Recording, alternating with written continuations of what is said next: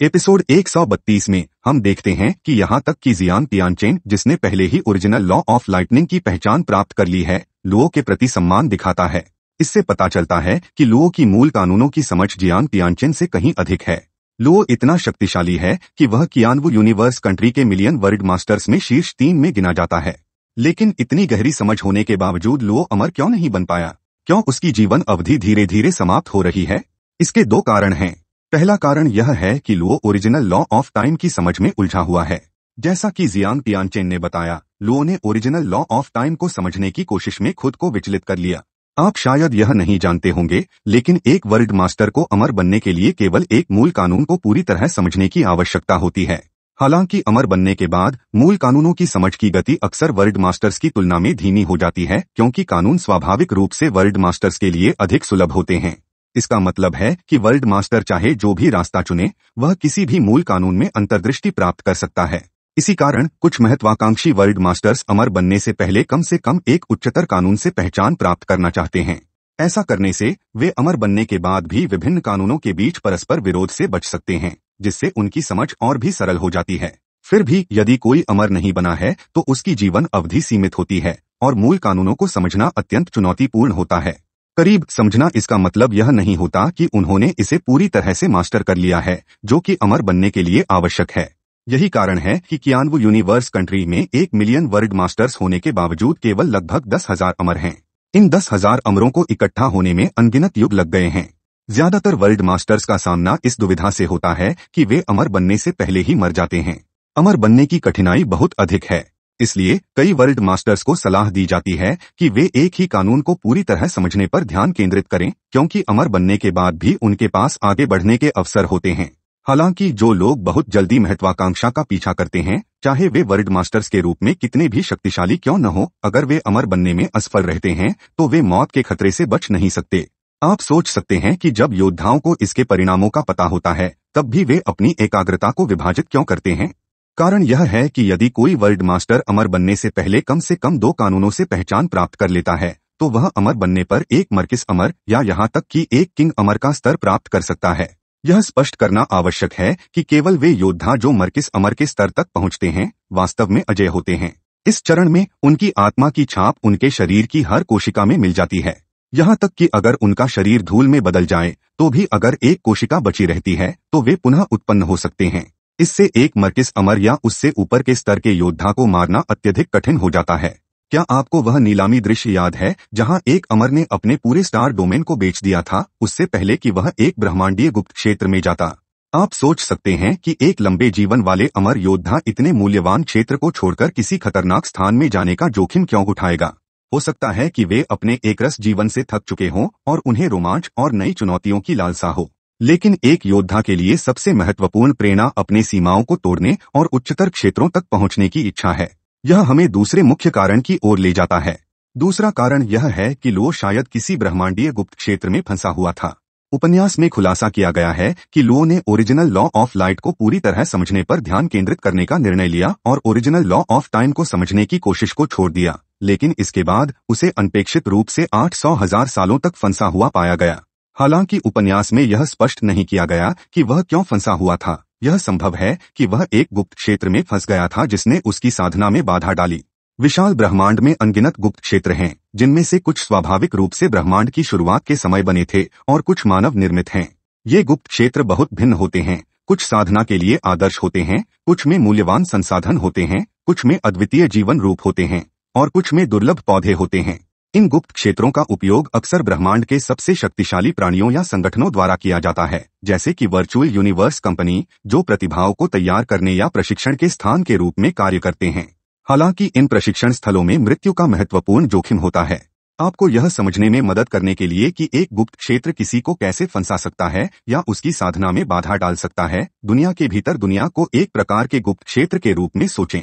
क्या आपको world master की दुनिया याद है? जब खजाने वापस लाए गए तो लॉर्ड वू ने 1 लाख से अधिक स्टार लेवल योद्धाओं को उसमें कैद कर दिया। उसने कहा कि वे वहां हमेशा के लिए फंसे रहेंगे। फिर भी स्टार लेवल प्राणियों की जीवन अवधि सीमित होती है, अधिकतम 10,000 वर्षों तक। ऐसे वातावरण में जहां साधना के संसाधन अत्यंत सीमित होते हैं, उनके लिए अपने रुकावट को तोड़ना और अंतरिक्ष को फाड़ने या गुप्त क्षेत्र से बाहर टेलीपोर्ट करने की क्षमता विकसित करना लगभग असंभव होगा। यहाँ तक कि सामान्य साधना भी अत्यधिक कठिन होगी क्योंकि ब्रह्मांडीय ऊर्जा की कमी होगी। अगर लंबे समय तक बड़ी संख्या में योद्धा इस ऊर्जा का उपयोग करेंगे तो यह क्षेत्र के भीतर की जगह को अस्थिर कर सकता है या इसे नष्ट कर सकता है। हालांकि यह वर्ल्ड मास्टर्स या अमरों के लिए महत्वहीन हो सकता है, लेकिन स्टार लेवल योद्धाओं के लिए यह उनके लिए अंत का संकेत हो सकता है। गुप्त क्षेत्र भी दुनिया के भीतर दुनिया की तरह काम कर सकते हैं। वे दुनिया, ग्रह या यहाँ तक कि स्टार डोमेन हो सकते हैं जिनमें खतरे के अपने अपने स्तर होते हैं। लुओ जैसे वर्ल्ड मास्टर के लिए दुनिया के भीतर दुनिया कोई खतरा पैदा नहीं करेगा और न ही उसे कैद कर सकेगा। हालांकि स्टार लेवल योद्धाओं के लिए दुनिया के भीतर दुनिया एक महत्वपूर्ण खतरा प्रस्तुत करता है। यह ध्यान रखना महत्वपूर्ण है कि दुनिया के भीतर दुनिया केवल वर्ल्ड मास्टर काबू द्वारा उसकी मृत्यु से पहले बनाई गई एक छोटी सी जगह थी और बाद में इसे यूनिवर्स मर्सिनरी एलायंस द्वारा खोजा गया और प्रशिक्षण स्थल के रूप में उपयोग किया गया। इसलिए यह एक सच्चे गुप्त क्षेत्र के रूप में योग्य नहीं है। तुलना में ब्रह्मांड में कई गुप्त क्षेत्र ऐसे हैं जो वर्ल्ड मास्टर्स के लिए भी जीवन धमकी देने वाले जोखिम पेश करते हैं।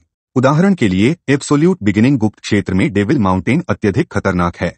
वहां न केवल वर्ल्ड मास्टर लेवल के फैंटम जानवरों की भरमार है, बल्कि कई अमर लेवल के फैंटम जानवर भी हैं जो आत्मा पर हमला करने के प्रति प्रतिरोधी होते हैं। भले ही उनके शरीर को आधा कर दिया जाए, वे मरते नहीं हैं। सबसे डरावनी बात यह है कि वे अक्सर समूहों में चलते हैं, जिससे एक वर्ल्ड मास्टर के लिए जीवित रहना असंभव हो जाता है जब तक कि वह भाग न जाए।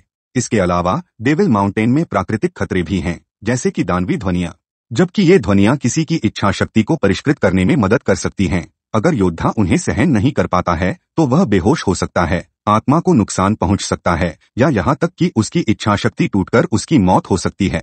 अगर लुओ एक ऐसे गुप्त क्षेत्र में फंसा हुआ होता जैसे कि डेविल माउंटेन, तो उसे जीवित रहने के लिए अपनी सारी ऊर्जा लगानी पड़ती, जिससे उसके पास मूल कानूनों को समझने के लिए कोई समय नहीं बचता।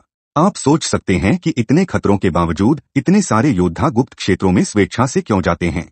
इसका उत्तर सरल है, अधिक शक्तिशाली बनने के लिए। यहाँ तक कि वर्चुअल यूनिवर्स कंपनी जैसी संगठन भी अपने प्रतिभाओं को आराम से साधना करने की अनुमति नहीं देते। वे समझते हैं कि केवल जीवन और मृत्यु के परीक्षणों के माध्यम से ही योद्धा वास्तव में अपनी सीमाओं को तोड़ सकते हैं और उच्चतर स्तर तक पहुंच सकते हैं। इसलिए वर्चुअल यूनिवर्स कंपनी अपने प्रतिभाओं को उच्च जोखिम वाले कार्य सौंपती है, हालांकि उनमें से कई इस प्रक्रिया में मर जाते हैं। यही कारण है कि इतिहास में अनगिनत पिनेकल जीनियस बैटल्स के बावजूद कंपनी ने बड़ी संख्या में प्रतिभाओं को इकट्ठा नहीं किया है। हालांकि जो योद्धा इन मिशनों से जीवित बचते हैं, उन्हें अक्सर अपने समकक्षों के बीच अजेय माना जाता है। परिणामस्वरूप वर्चुअल यूनिवर्स कंपनी के मुख्य सदस्यों में से प्रत्येक वर्ल्ड मास्टर का व्यक्तिगत रूप से बल सैकड़ों या यहाँ तक कि हजारों सामान्य वर्ल्ड मास्टर्स के बराबर होता है। क्या आपने swallowed star movie blood river continent का ट्रेलर देखा है?